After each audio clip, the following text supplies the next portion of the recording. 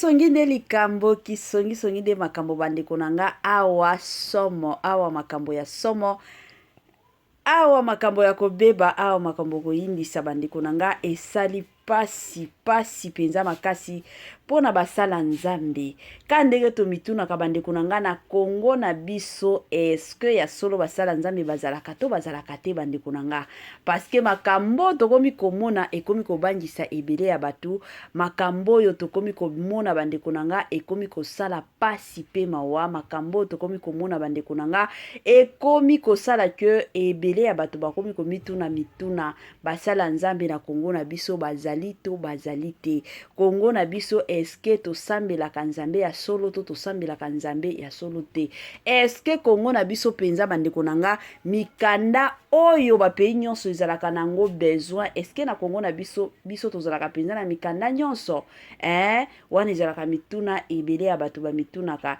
yango bandeko na biso mosusu balobaka jour mosusu tokolala tolamuki kamboye Kongo na biso esi epumbwe parce que ba dossier na ba cas difficile na Kongo na biso bandeko nanga ezozangaka te ezalaka toujours et encore bandeko nanga na ndenge moko ya mabe.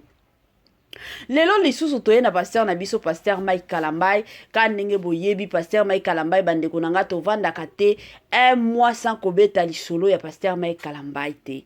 Donc chaque fois tozalaka toujours au mona un mois soki eleki au mona kaka tokoya na ya somo concernant makambo concernant plutôt kombo ya pasteur na biso Mike Kalambai. Chaque fois ezalaka pasteur Mike Kalambai soki eza pasteur Mike Kalambai te eza pasteur Moïse Mbiye.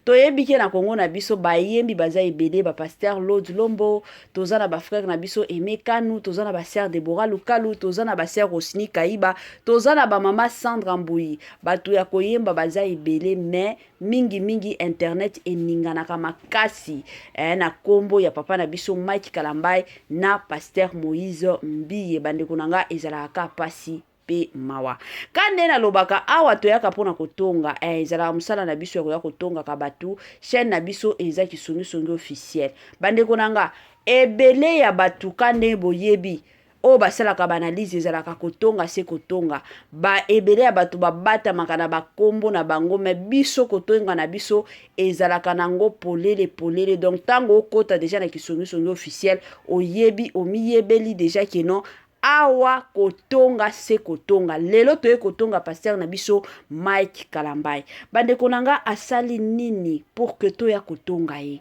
makambo nini ya sika vaseline lisusu to pasteur Mike Kalambai alingi ya bala to Congolais partout oyo ozali na monde entier offre oyo ezali spécial pona yo parce que ozali mwana mboka mabele ya mboka batekelaka ngo bapaya te Congolais tala mabele oyo ezali komonana ezali plat à 3 minutes ya boulevard Lumumba route nationale numéro 1 awa na kati ya Maluku à quelques minutes ya péage ya Menkau oza mobimba na $750 ya pamba ozui 15 mètres sur 20 na yo y compris les documents administratifs na kati donc okozwa ba documents ya quartier okozwa ba documents ya commune okozwa tous les documents possibles oyo esengaka mutu azwa pona parcelle na ye pe oza na possibilité ya kosomba a crédit soki ozosomba plus ah oui tolobaki te tolobi bien y compris les documents opesi mbongo na yo oza na droit ya terrain 15 mètres sur 20 ozali na droit ya ba documents administratifs nyonso tu moi sensibilisation ka ndenge ezalaka na système moko bien la famille ba mapango koteka yango yo ka nde tolobaka toujours et encore bandeko nanga bosomba ba mapango toteka ba mapango na $750 ya pamba oza na lupango boya kozalaka locataire ti libela ezalaka toujours malamu bandeko nanga oza na mwa lupango yebi ke lelo tolobi na kokola lelo tolobi na kozala te bana nanga bakotelengana te lelo ata soki na kolinga pe na kotelingana te naza na mwa bisika na ngai ya bien ya kovanda $750 ya pamba y compris les documents. Donc ba document nyonso ya cadastre, ba document nyonso eza na kati na ndenge moko ya malamu penza mingi makasi. Voilà.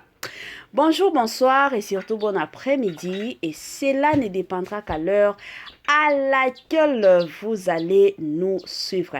Bienvenue surtout sur notre chaîne Kisongi Songi officielle. Bienvenue na balandi nyonso yakala, bienvenue na ba onyonso yasika. Pour na bato sika kane tolobaka boye malamu na chaîne na biso bandeko nanga.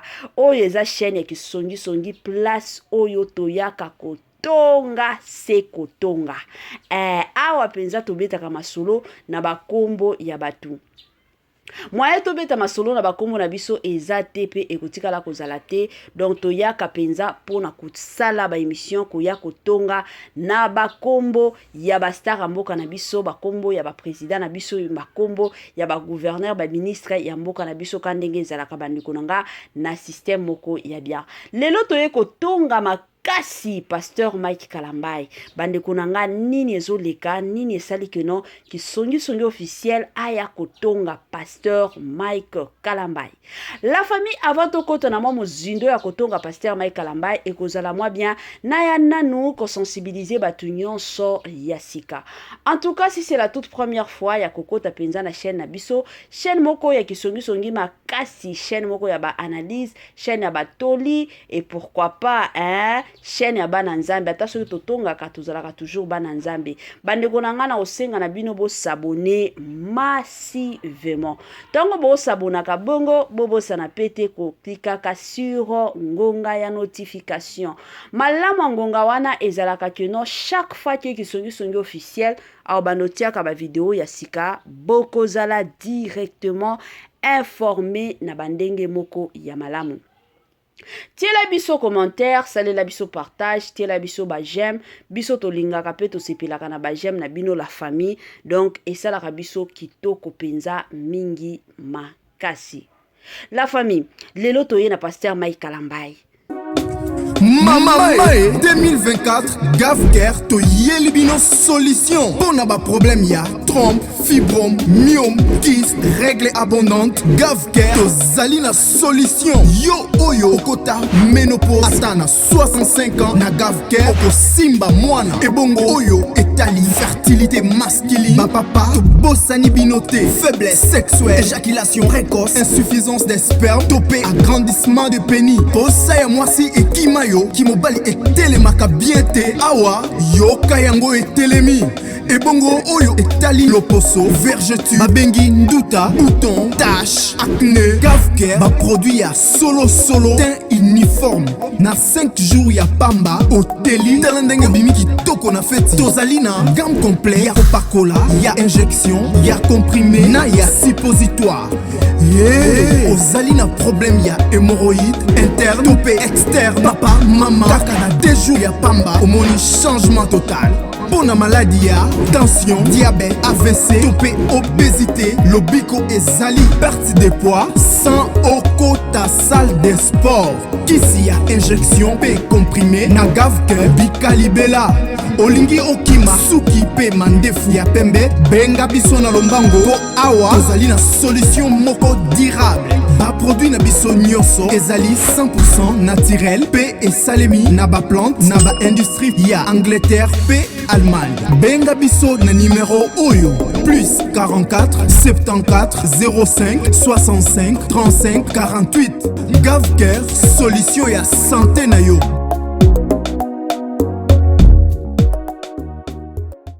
Moi sensibilisation lisusu la famille na ndenge moko malamu na ndenge moko kitoko Gavker ayena ba solution bandeko nanga ba solution ya oyo etali makambo ya santé na biso kande tolobaka la santé n'a pas de prix la famille eza makambo moko ya solo Gavker azana ba kisi moko eza tellement efficace. Bakisi moko ezalaka na conséquence ata moko te. Bakisi moko eyaka pona kobikisa bino libela na ndenge moko ya malamu penza mingi makasi. La famille lelo toye pona kotonga Pasteur Mike Kalambai, toye pona kobeta lisolo na kombo ya Pasteur Mike Kalambai. Que pasa? Qu'est-ce que se passe? Ebele ya batu bakomituna bamituna mama kisongi yo penza oyaka kana bakombo abatu. Eza nini turo yo na Pasteur abatu? Vaseline lisusu, Pasteur Mike alingi abala, to penyela zongi lisusu to eza likambu nini? La famille nazo tiela bino nanu mwa message amuke. Et après, tokozonga pona osala analyse na biso. Lelo tozo tonga. Seko tonga na ndenge moko ya malamu wapi toyoka nanu message nde tokoya kotonga na système moko ya bien. On se retrouve juste après. Le meilleur concert de tout. Écoute, en termes de participation, pas pareil. En termes d'organisation, je n'ai jamais vu. Vous êtes d'accord avec moi? Sur le plan technique, lumière, podium, son, voilà tout, petit canapé. Est-ce qu'on est d'accord? Arrêtez l'ensemble et non la pauvre produit.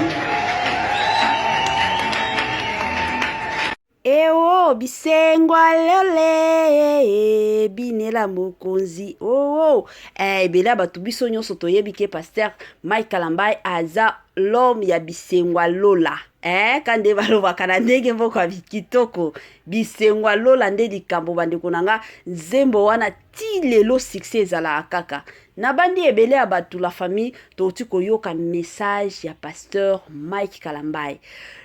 Ebele ya biso nyonso tomonaki ba concert oyo esalama na Stade des Martyrs.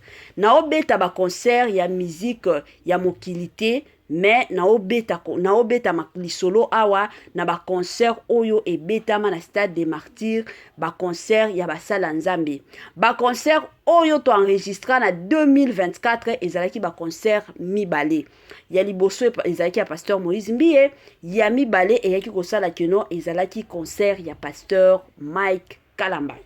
Bandeko nanga, bon, koyoka message ya Pasteur Mike Kalambai, message eza clair penza neti mai kande tomonaka mai na ebele ya batu tomonaki ba concert nyonso mibale ndenge ezalaki. Tokota na organisation kande Pasteur Mike Kalambai alobi, en tout cas organisation ya concert ya Pasteur Mike Kalambai ezalaki bien penza makasi. Décoration ya stade ezalaki wow. Ba makambu nyonso bandeko nanga ezalaki o balobaka penza tokos ya makasi. Wala penza tokoloba, tokondimelango parce que mutu nyonso penza amonaki. Et puis stade pe ezalaki full.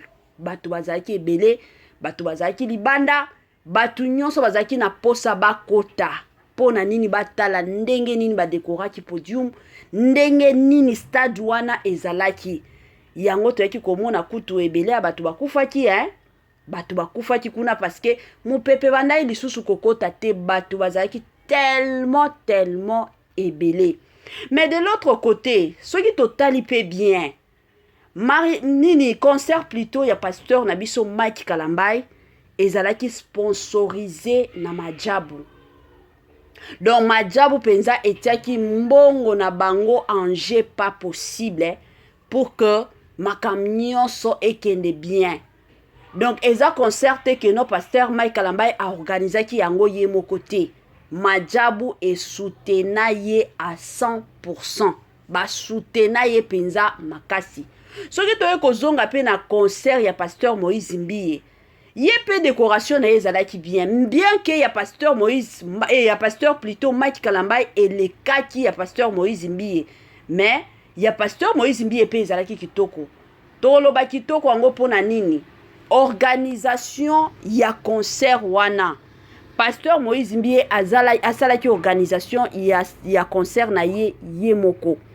Pasteur Moïse Mbiye azalaki na sponsor te. donc organisation ya makambo nyonso tout ezalaki na mbongo ya poche ya pasteur Moïse Mbiye. Mutu oyo ayaki ko sponsoriser to ko contribuer ata na 50% azalaki te. Yango bomonaki babilo mosusu oyo ezalaki epai ya pasteur Mike Kalambai epai ya pasteur Moïse Mbiye bilo mosusu ezalaki te. Pourquoi? Parce que azalaki limité. Omoni mutu soki ozo organiser ba makambo ya yo moko. Yo moko nde fo sala boye, yo moko nde fo kendaka boye, ezalaka toujours ya kokesana na batu mosusu o bazana ba sponsor, ce qui est normal. Alors, après quoi comme un message à pasteur Nabiso, Mike Kalambai, moi d'ailleurs, j'étais contente, n'appréciais qui na lobia. Bon, tokumi sinzambe, pourquoi ma jabo azala ki pe wana soutena ye. Mais na ba commentaire à batunde likambo bande konanga et yaki ko sala pasi pe mawa batu ebele ba ekoloba oui concert na yo zala ki bien. Pourquoi? Parce que to mona ki déjà bokeseni ya omona ke concert ya pasteur na biso Moïse Mbiye batu bakufa kite na concert ya pasteur Mike Kalambai to yaki komona ke batu bakufa ki lelo oyo eza na ba famille ebele o batikali na ba pota na mitema ya bango ba mama bakufa bana bakufa bayaya bakufa. Tandis que ya pasteur Moïse Mbiye kande balobi ke ezalaki organisé bien te babiloko ya makasi ezalaki te mais ba famille batikala na esengo bande konanga ezaka pasi pe mawa côté wana to condamné pe pasteur Mike Kalambai te. Pourquoi? Parce que batu bazaki ebele bomoni ka ndenge babandaki ko sala ba organisation ma camion so babandaki ko décorer stade na biso des martyrs babandaki déjà ko lakisa biso peut-être na koti koloba une semaine avant concert à pasteur Mike Kalambai déjà to bandaki ko mona ndenge bazo monter ndenge bazo sala ba makambo. Alors mutu nyonso azalaki curieux azalaki curieuse ya okendo tala ya kolinga akota nini akota atala nini ezoleka kuna ndenge nini stade wana jour wana ekozala mutu nyonso azalaki curieux la famille, ce qui est normal. Yango yaki kosala keno batu ya kukufa bazalaki ebele. Pourquoi? Parce que mon pépé kokota ezalaki te. Congolais partout oyo ozali na monde entier offre oyo ezali spécial pona yo parce que ozali mwana mboka mabele ya mboka batekelaka ngo bapaya te. Congolais tala mabele oyo ezali komonana ezali plat à 3 minutes ya boulevard Lumumba route nationale numéro 1 awa na kati ya Maluku à quelques minutes ya péage ya Menkau oza mobimba na $750 ya pamba ozui 15 mètres sur 20 na yo y compris les documents administratifs na kati. Donc okozwa ba documents ya quartier, okozwa ba documents ya commune, okozwa tous les documents possibles oyo esengaka mutu azwa pona parcelle na ye. Pe oza na possibilité ya kosomba a crédit soki ozo somba plus. Ah oui, tolobaki to tolobaki te, tolobi bien y compris les documents. Opesi mbongo na yo oza na droit ya terrain 15 mètres sur 20 ozali na droit ya ba document administratif nyonso tout.